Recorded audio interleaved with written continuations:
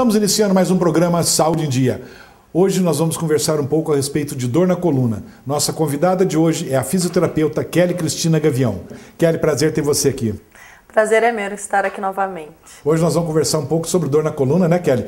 Que atinge, acredito eu, que pelo menos 99% da população, não só do Brasil, mas do mundo, né?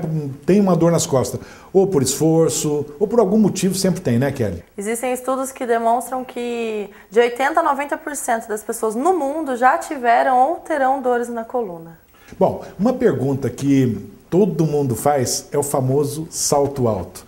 O salto causa dor na coluna, prejudica? O que o salto alto faz? Prejudica. O salto alto, a pessoa muda a base de apoio no solo. Então, ela precisa contornar, compensar o corpo para se manter em pé. Né? Ela altera o centro de gravidade. Então, para o corpo não tombar para frente, gera algumas compensações que alteram as curvaturas da coluna. E isso causa dor. Então, gera um esforço, né, por causa devido à curvatura, e vem a dor na coluna. Talvez uma dor muscular junto, acompanhada também, né? Isso, as dores na coluna têm várias causas, né? Pode ser uma dor muscular, pode ser uma dor de origem de compressão nervosa, de sistema nervoso, pode ser uma dor óssea, degenerações articulares, né? E no salto alto, geralmente são dores musculares, e caso o estímulo seja constante, a pessoa não tome cuidado com a postura, isso pode se tornar uma dor crônica e atingir até raízes nervosas, a dor irradiar para as pernas. E aí vai para o membro inferior e realmente uma dor forte, né, Kelly? Kelly, por que tem gente que fala que quando acorda a dor está pior? Geralmente as pessoas dormem de maneira errada, né? De maneira incorreta. E também durante a noite existe uma reabsorção de líquido entre as vértebras. A nossa coluna lombar, a nossa coluna vertebral, ela é formada de várias vértebras empilhadas, uma em cima da outra. Entre elas existe um disco para amortecer os impactos. E durante a noite esse disco reabsorve um pouco de água. Junto com a postura incorreta, a compressão na coluna é maior. Qual seria a posição correta então para uma pessoa dormir? A posição correta para a pessoa dormir é de lado, com um travesseiro da altura entre o ombro e a cabeça e um travesseirinho entre os joelhos, que a coluna vai manter neutra a noite toda, né, e sem compressões. A pior postura para dormir é que todo mundo faz quase, né, que é de barriga para baixo, que a curvatura da coluna aumenta. Então, a noite toda ela passa com essa tensão. Então, às vezes, durante o dia, ela tem um nível de atividade legal, cuida do corpo e passa 8 horas, vamos dizer, que ela durma com a postura incorreta. Tudo, né? Faz tudo correto durante o dia. Isso. E piora à noite. É por isso que muita gente então fala que acorda pior, né, com a dor nas costas. Isso. E o excesso de peso piora a dor nas costas? Muito. O excesso de peso, as pessoas que têm um peso acima do permitido, do normal, o centro de gravidade ela também se desloca. Ela tem uma tendência a levar o corpo para frente. Então, para suportar aquele peso e para não tombar o corpo, acaba aumentando as curvaturas da coluna e compensando. Além do excesso de peso, também comprimir as vértebras umas nas outras. Você falou, né, levar o corpo para frente. É o caso que acontece então com as grávidas, porque a grávida também tem pior a dor na coluna, não é isso? Isso, a grávida a mesma coisa. Ela, para não jogar o corpo na frente, a curvatura dela aumenta muito, a curvatura da coluna. Principalmente a parte baixa, que é chamada de coluna lombar. Então, as dores ali, por excesso de tensão muscular e pela curvatura incorreta, são muito fortes. Muita dor, né? Você está falando em postura. E a hérnia de disco? O que é a hérnia de disco? Tem cura, Kelly? Tem. Na maioria das vezes, a hérnia de disco ela tem uma cura conservadora, não é preciso cirurgia. Porque a gente fala em hérnia de disco, as pessoas ficam preocupadas com a cirurgia, né? A primeira coisa que vem é a cirurgia na cabeça, né, Kelly? E de 5% dos casos precisam de cirurgia. 95% dos casos a gente consegue tratar. Ou seja, quase ninguém precisa da cirurgia, quase né? Ninguém precisa. Basta procurar um bom profissional, uma pessoa especializada para resolver o problema. Isso. Uma equipe multidisciplinar, né? Um médico, um fisioterapeuta, um educador, as pessoas trabalhando juntas, elas conseguem aliviar essa dor. Como você está falando, né, do fisioterapeuta, e o exercício piora a dor na coluna? Pelo contrário, né? Um exercício bem orientado melhora e muito. É essencial que a pessoa pratique um exercício bem orientado. Deixando bem claro, né? Bem claro, que às vezes as pessoas procuram atividades físicas não compatíveis com o que ela pode fazer, ou então atividade física incorreta, então acaba agravando o quadro. Então o ideal é procurar profissionais adequados para o seu... E demonstrar, sempre chegar para o profissional fisioterapeuta, para um profissional de educação física e mostrar a sua patologia, né? Mostrar o encaminhamento de um médico, para a pessoa saber o que essa pessoa precisa fortalecer, o que ela precisa alongar e o que ela não pode fazer. Exatamente, cada caso é um caso, então só o profissional habilitado para isso vai saber o que é correto. Isso. Né? E a massagem, Kelly? A massagem ajuda a melhorar a dor nas costas? A massagem, ela alivia muito as dores, mas tem que deixar bem claro que ela não vai curar a causa da dor, ela vai aliviar a dor momentânea. Então ela melhora a circulação do sangue, ela ajuda na liberação de substâncias, endorfina, que vai aliviar a dor. As endorfinas, né, que melhora a dor, mas não é um tratamento, né? Seria uma melhora, né? Ela ajuda. Né? Ela ajuda, por exemplo, numa pessoa que já está fazendo um tratamento para fortalecimento, melhora da flexibilidade. Aí a massagem, ela ajuda nesse alívio de dor. Ela até permite que a atividade seja feita mais fácil, né? De forma mais correta, porque a pessoa sem dor, ela vai conseguir trabalhar um pouco mais. Exatamente, uma qualidade de vida muito melhor. Muito né? melhor. Kelly, nós vamos fazer um breve intervalo, já voltamos com o programa Saúde em Dia.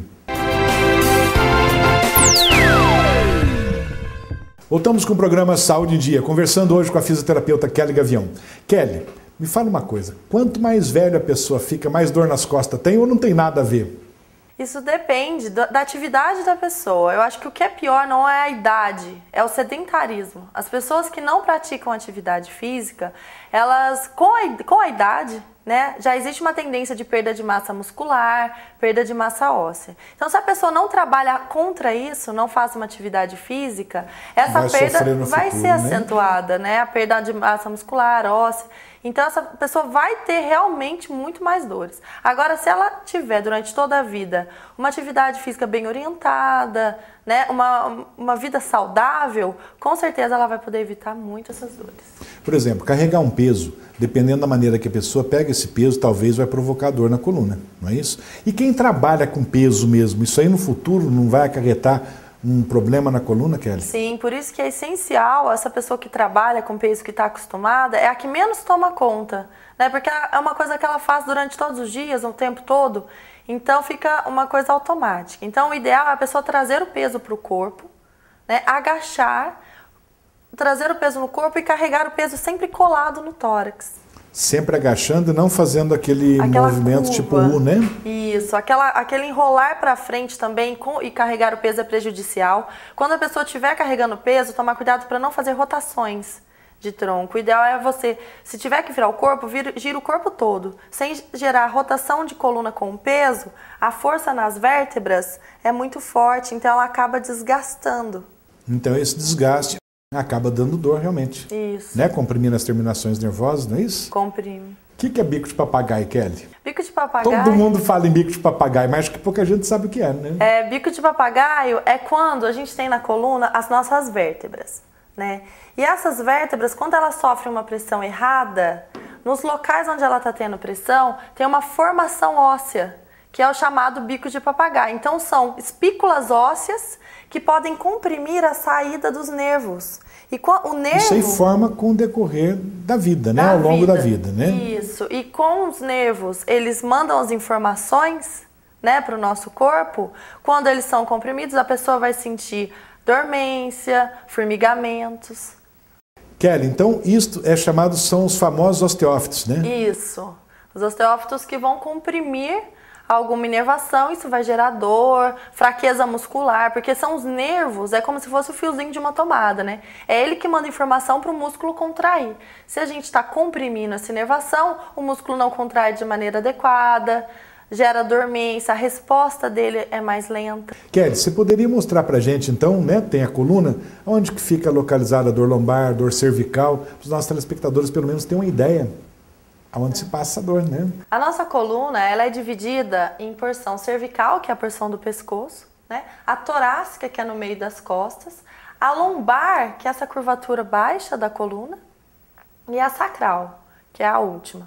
Então, geralmente, o maior índice de dor é nessa região lombar, né, que é onde as pessoas têm maiores compensações da curvatura, ou como a gente já falou sobre excesso de peso, a gestação. Tudo nessa região, né? Todo nessa região. Então a curvatura faz isso, a coluna faz isso, ó. Ela é forçada para frente. E esses discos entre as vértebras, eles estão aqui para amortecer os impactos, né, da coluna.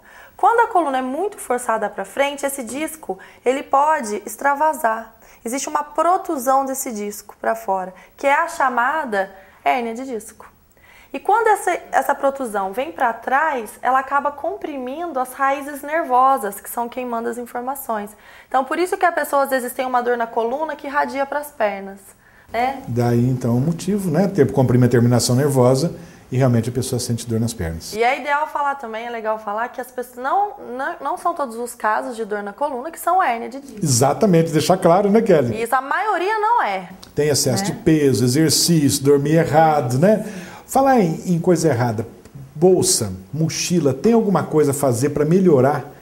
Porque eu acredito que o excesso de peso na mochila, principalmente na mochila, né, dos estudantes, acaba dando dor nas costas, né? As mães têm que ficar atentas que as crianças muitas vezes levam excesso de peso para a aula, materiais que não precisam. E às vezes é material que nem vai usar na escola, né, Kelly? Isso, papéis que não precisam. Então, o ideal é a mãe tomar conta do peso da mochila, que geralmente é 10% do peso da criança. Não pode passar disso. E a mochila... Opa, isso é importante então, 10%. né? As mamães aí ficar atentas, né? A mochila não pode ultrapassar 10% do peso da criança. Isso. Se ele tem 37 quilos, 3,7 kg o máximo que a criança pode carregar na mochila. E a mochila sempre coladinha no corpo. Às vezes a gente vê as crianças com a mochila lá solta atrás. Então a mãe sempre colocar a mochila coladinha no corpo da criança. Para não forçar nem depender para um lado ou para o outro, não é isso? E é o mesmo caso da bolsa, né? Eu acredito que a tiracolo, por exemplo, se for uma bolsa também muito pesada, né, vai acabar dando um desvio nessa coluna, não é isso? Gera muita compensação, né? E a maioria das mulheres usa bolsa de um lado e muito pesada. Né? O ideal, então, para quem quer usar esse tipo de bolsa, é sempre reduzir o peso e levar somente o necessário. E sempre alternar a bolsa de um lado e do outro. Carregar sacola de supermercado, sempre carregar dos dois lados, nunca carregar de um lado só. Porque normalmente você vê a pessoa pegando peso, né? Então entorta todo o corpo, né, para aquele lado. Lógico, vai acabar, além da dor muscular, a dor na coluna. Né? Kelly, a natação melhora a dor na coluna ou não? A natação, ela ajuda como uma atividade física, mas ela não é o ideal quando a gente vai dizer num tratamento. Né? A natação, ela esforça um pouco a musculatura. O ideal para melhorar a coluna, as dores na coluna, seria um trabalho de fortalecimento abdominal, porque é o abdômen quem sustenta a nossa coluna. Então, quem tem um abdômen enfraquecido, tem uma compensação nessa coluna lombar. Então, aumenta a tensão muscular, então gera dores musculares, a articulação é forçada. Então, o ideal é um trabalho mais centralizado, com estabilidade da coluna e contração de abdômen, muita força de abdômen. Como você está falando trabalhar a musculatura, então quem tem dor na coluna, o ideal para tratamento não é ficar na cama, né, Kelly? Não, pelo contrário. Tem pessoas que acham que porque tem dor, aí não pode fazer atividade física, tem que ser um repouso, né? Pelo contrário, a pessoa tem que trabalhar um alongamento, uma melhora da flexibilidade do corpo, tem que trabalhar a força dos músculos, porque os músculos enfraquecidos é mais difícil para a pessoa manter uma postura. Né? E esse trabalhar a força dos músculos, isso é numa clínica de fisioterapia, né? Isso, tem que ser com profissionais bem orientados. Porque a gente sempre ouve falar, fiz massagem, fiz isso, aquilo, mas depende muito do profissional que vai procurar, porque senão acaba piorando ao invés de ajudar, não é isso? Com certeza, existem métodos muito legais para isso. O método Pilates, que trabalha o fortalecimento do corpo, centrando nesse centro de força, que é abdômen, né, os músculos da coluna. O RPG, que é uma reeducação postural global, trabalha o corpo como um todo. Né? Inclusive você é instrutora de Pilates, né? Então nada melhor do que você, né, para falar sobre isso, né? Kelly, nós vamos fazer um breve intervalo, já voltamos com o programa Saúde em Dia. Voltamos com o programa Saúde em Dia, conversando hoje com a fisioterapeuta Kelly Gavião. Deixa eu te fazer uma pergunta. Antigamente, ou não sei se nos dias de hoje ainda usa, a famosa tração para se tratar a hérnia de disco. É usado ainda isso? Não, a tração não é mais utilizada. Isso é coisa do passado. Isso é coisa do passado. O que a gente usa chama pompagem. É como se fosse uma tração, mas a gente mobiliza a musculatura. Então, o músculo tem como se fosse uma capinha. E todos os músculos do nosso corpo são interligados. Então, quando eu faço parece uma tração, mas é uma pompagem. Eu traciono as capinhas dos músculos, as fáscias musculares. É bem diferente daquela tração óssea que esticava a pessoa. Então, vamos fazer uma comparação. Às vezes a gente, né, ouve, já ouvimos falar de pessoas que ou forem massagista ou alguém para poder esticar a coluna. Então, isso é a coisa mais errada que pode existir, então, né, Kelly? Tem que tomar muito cuidado com essas pessoas que estalam a coluna, né? Você acaba indo fazer uma massagem, a pessoa te torce inteiro, né? Quem faz isso é osteopata, tem que ser formado para fazer isso. Então tem que tomar muito cuidado com as pessoas que a gente procura para ter um alívio de dores. É uma coisa que a gente sempre frisa aqui no programa, né? Sempre procurar bons profissionais, que é o mais importante de tudo, com referência, né, Kelly? Kelly, a osteoporose pode provocar dor na coluna? Com certeza. A osteoporose é uma redução da massa óssea. Então a pessoa tem perda de tecido ósseo. Então os ossos, as vértebras ficam enfraquecidos. Então qualquer tensão gerada na coluna pode gerar fraturas, desvios das vértebras. A pessoa que tem osteoporose não pode fazer a flexão de tronco, levar o tronco para frente, né? Nem um abdominal com carga e sem carga. Porque talvez o movimento brusco acabaria ocorrendo uma fratura. Uma fratura, né, de vértebras. Você trouxe alguns slides, né, para mostrar para os nossos telespectadores. Podemos ver, dar uma olhada? Vamos lá. Esse slide mostra as porções da coluna, né? Que tem a cervical. Eu perguntei para você agora há pouco, né? As partes, né? Isso. Da coluna. Cervical, que é no pescoço, torácica, a lombar, que é onde tem o maior índice de dores, e a pélvica, que também pode ser a sacral. Aí está demonstrando uma hérnia discal. Então tem entre duas vértebras o disco, que amortece os impactos, e a protusão do disco comprimindo um nervo, né? Tá passando.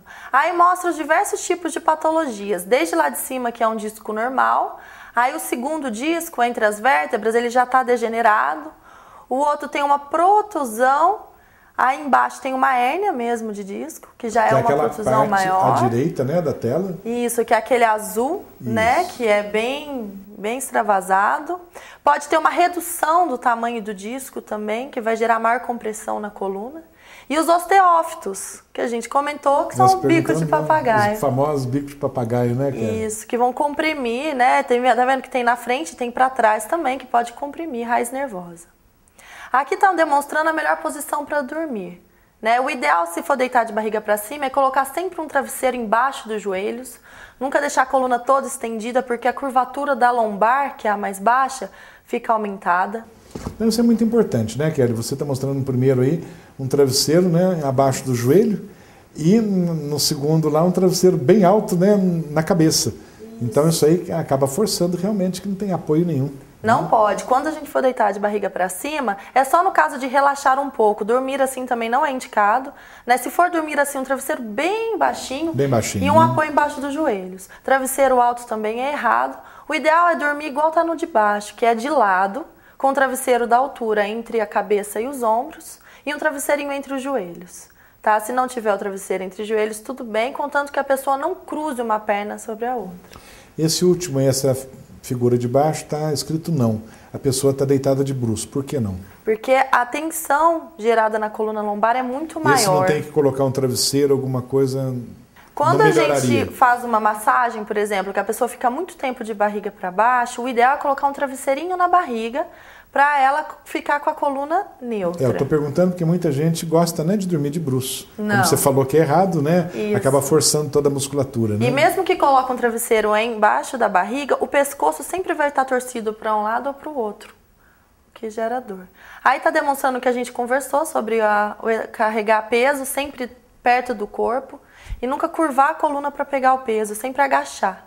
Kelly, então os slides que você trouxe foram ótimos, né? Pelo menos mostrou para os nossos telespectadores, né, as posições, como pegar peso, como agachar, como dormir, né? Vamos responder umas perguntas dos nossos telespectadores? Vamos chamar nossa repórter Érica Azevedo. Primeira pergunta, gente. Doutora Kelly, gostaria de saber qual o melhor travesseiro que devemos usar. Se macio, se duro, se alto ou baixo. Qual desses travesseiros é o melhor para o nosso conforto e para a nossa coluna? Oi, Cleusa. Como eu disse antes, o ideal é dormir de lado. Então, o ideal é ter um travesseiro que tenha altura entre o ombro e a cabeça, para o pescoço não ficar nem para baixo e nem forçando muito para o alto. Então, um travesseiro macio, mas que ele tenha essa altura do seu ombro com a cabeça. É importante. Próxima pergunta. Doutora Kelly, gostaria de saber qual a melhor posição para dormir. Maiara foi na mesma pergunta, de lado, com o travesseirinho entre os joelhos e um entre o pescoço e a cabeça. Próxima pergunta. Doutora Kelly, eu vi comentários que colocar um travesseiro no meio das pernas ao dormir ajuda a melhorar a postura na coluna. E se for verdade, qual a espessura desse travesseiro a ser colocado entre o vão das pernas? Da espessura, Kilder, eu não comentei mesmo. A espessura é um travesseiro normal, do mesmo espessura que você vai colocar na sua cabeça, nem muito fino, e também não pode ser muito grosso. Tem que ser um travesseiro que mantenha a sua coluna neutra. Você não permita você rodar o tronco durante a noite. Isso é importante. Então seria um travesseiro normal. Um travesseiro que colocaria na cabeça e o travesseiro que ia colocar entre as pernas. Isso, a mesma coisa. Doutora Kelly, eu gostaria de saber quais são as indicações para o método Pilates? Oi, Magali. Então, o método Pilates alivia muito as dores nas costas. Você pode ter uma hérnia de disco, pode ter artrose, doenças degenerativas, que dentro do método Pilates a gente consegue trabalhar tudo isso, fortalecendo o abdômen e aliviando suas dores. Tem mais algum? É verdade que se a gente ficar muito tempo sentado pode causar lordose? Como eu disse, a lordose é uma curvatura da coluna. A hiperlordose, que é o aumento dessa curvatura, com certeza pode ser causada por ficar sentado durante muito tempo, aquela posição escorregada, né, tranquila no sofá. Isso causa alteração da curvatura, sim. Inclusive tem a outra posição também, que seria a cifose, né? Que seria o pescoço para frente, não é isso? Isso, aumento da curvatura nas costas, né, que é o famoso corcunda. Tudo isso se dá pela alteração da postura durante todo o nosso dia. Má postura, né? Má postura. Doutora Kelly, eu queria saber sobre a lordose. Eu tive isso quando eu estava grávida. É uma dor que a gente sente muito forte. Aqui nessa parte de trás das costas se reflete na perna. Quando eu andava, às vezes eu falhava a perna e cheguei até a cair. Isso pode acontecer comigo novamente, mais pra frente, numa outra gravidez ou não? Pode. A gestação, ela é o que eu falei, ela altera o centro de gravidade. Então, para a gestante não tombar o corpo para frente, ela acaba compensando as forças e aumentando a curvatura lombar. Isso gera dor muscular, pode gerar compressão de raiz nervosa, que é o seu caso, né? Que a vértebra ficou pinçando alguma raiz nervosa e quando você terminou, né? Sua gestação foi finalizada, seu corpo volta ao normal, as compensações reduzem, então a sua dor alivia, porque a compressão no nervo acabou. Tira sobrepeso, né? Isso. Próxima pergunta. Eu queria saber se o método Pilates realmente melhora as dores na região do pescoço. Bom, hoje eu fico por aqui, até a próxima semana. Se Deus quiser, Erika, fica com Deus. Oi, Felipe. Alivia sim, porque as dores no pescoço, na maioria das vezes, são causadas pela tensão muscular, né? O excesso de tensão no dia a dia, no trabalho. Então, como no Pilates a gente trabalha um alongamento e um relaxamento dessa musculatura do pescoço, as dores aliviam muito. Kelly, nossa conversa está muito boa, mas infelizmente estamos terminando o programa. Deixa algum recado para os nossos telespectadores, né? Alguma orientação, o que você quiser. Acho que o importante é sempre praticar uma atividade física bem orientada, trabalhar o alongamento dos músculos, o fortalecimento, para ter um corpo saudável a vida toda. Assim a gente consegue reduzir as dores e até mesmo livrar delas, definitivamente. Kelly, muito obrigado pela sua presença, né? Mais uma vez aqui no programa, e o programa está à sua disposição. Muito obrigado, Kelly. Eu que agradeço, muito bom estar aqui novamente e espero voltar outras vezes. Se Deus quiser. Chegamos então ao final de mais um programa Saúde Dia. Fiquem com Deus e até a próxima semana.